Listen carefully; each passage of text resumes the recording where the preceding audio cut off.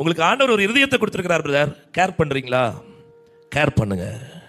எப்படி சரீரத்தில் இருக்கிற இருதயத்தை நாம் கேர் பண்ணாம போகும்போது அந்த இருதயத்தில் நமக்கு பாதிப்புகள் உண்டாகிறதோ, அதுபோல ஆவிக்குரிய வாழ்க்கையிலும் நீங்கள் உங்கள் இருதயத்தை, நான் என் இருதயத்தை கேர் பண்ணாமல் இருந்தால் நான் ஆவிக்குரிய விதத்திலும் பாதிக்கப்பட்டிருப்பேன்.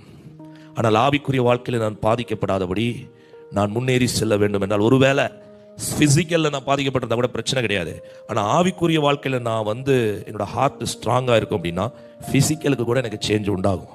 ஏனென்றால் இந்த ஹார்ட்டு எந்த அளவுக்கு ஸ்ட்ராங்காக இருக்குதோ அந்த அளவுக்கு என்னுடைய பாடிக்கு சேஞ்ச் உண்டாகுமோ, அதுபோல் ஸ்பிரிச்சுவல் ஹார்ட் எந்த அளவுக்கு ஸ்ட்ராங்காக இருக்குதோ அந்த அளவுக்கு என் ஆவி, ஆத்துமா, சரீரத்துக்கும் அது சுகத்தையும் ஆரோக்கியத்தையும் பலத்தையும் கொண்டு வரும். எத்தனை பேர் அதை நம்புறீங்க, விசுவாசிக்கிறீங்க? ஆகவே இன்றைக்கு பிரியமானவர்களே, இந்த மாதத்திலே நீங்கள் முழு இருதயத்தோடு கூட ஆண்டவரில் அன்பு கூறணும் அப்படின்னா இந்த இருதயத்தை கரெக்ட் பண்ணுங்க.